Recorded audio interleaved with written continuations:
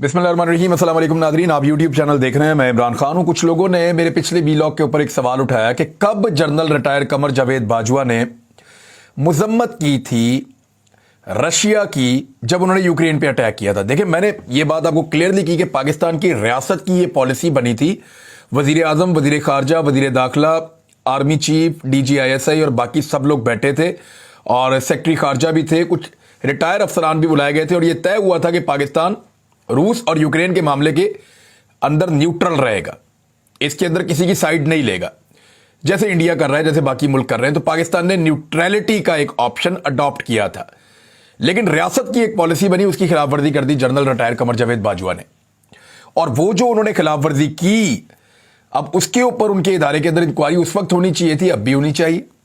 और ये एक ऐसी चीज है जिसके ऊपर बाकायदा इसके ऊपर पूछताछ होनी चाहिए कि आर्मी चीफ कौन होता है कि वो जाए और जाकर रियासत जो बात करे वो उससे हट के कोई और बात कर दे। क्योंकि उस मीटिंग में आर्मी चीफ मौजूद थे और आर्मी चीफ ने उस मीटिंग में ये बात एडमिट की थी कि हमारा कंसेंसस हो गया है कि हम न्यूट्रल रहेंगे। लेकिन उसके बाद उनके ऊपर ऐसा क्या दबाव आया या उन्हें ऐसा क्या मसला था कि उन्होंने जाकर रियासत की पॉलिसी के खिलाफ अपनी जाती एक पॉलिसी स्टेटमेंट दे दी। वो आर्मी चीफ के मनसब के ऊपर थे। ये बात इतनी आराम से पीछे नहीं छूट जाएगी और ये एक्चुअली रेजीम चेंज ऑपरेशन का हिस्सा आप इसको समझिए कि वहां भी यह तासुर आया कि इमरान खान की गवर्नमेंट अमेरिका के बारे में, यूक्रेन और रूस के बारे में एक अलग पॉलिसी रखती है जो अमेरिका को पसंद नहीं है। लेकिन इस मुल्क का आर्मी चीफ यूक्रेन और रूस के बारे में एक अलग पॉलिसी रखता है जो अमेरिका को पसंद है। हालांकि जो असल पॉलिसी थी वो सबने मिलकर बैठकर बनाई थी।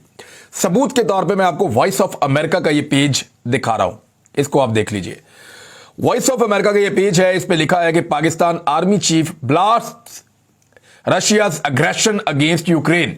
ये हेडलाइन है, मजीद मुझे आपको बताने की जरूरत नहीं है। इसके अंदर उन्होंने कंडेम किया जो रशिया ने किया और रशिया की जो पॉलिसी थी यूक्रेन के ऊपर अटैक की, बाजवा साहब ने उसके खिलाफ स्टेटमेंट जारी किया जो पाकिस्तान की पॉलिसी के, रियासती पॉलिसी के खिलाफ था।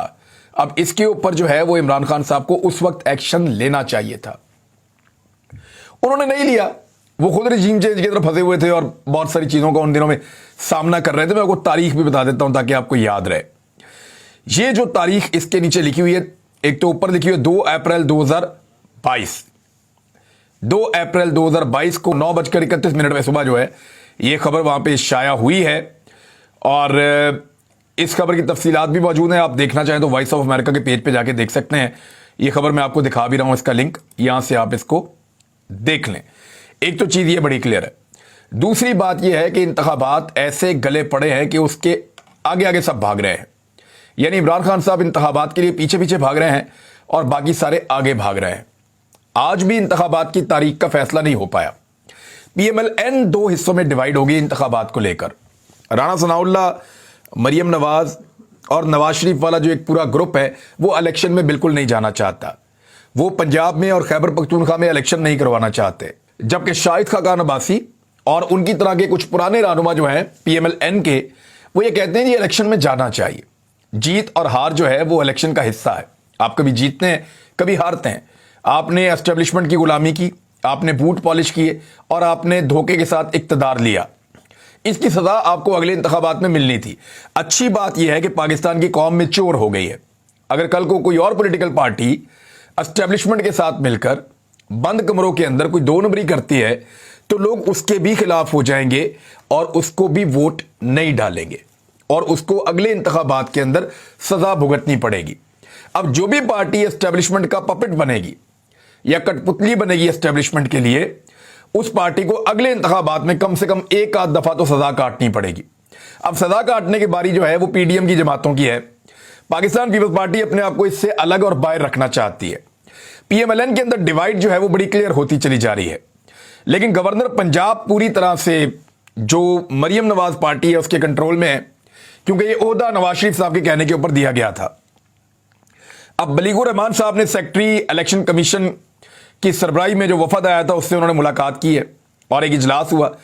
पंजाब इंतखाबात की तारीख के हवाले से होने वाले मुशावरती इजलास में सूबे में इलेक्शन की तारीख का तयन नहीं हो सका।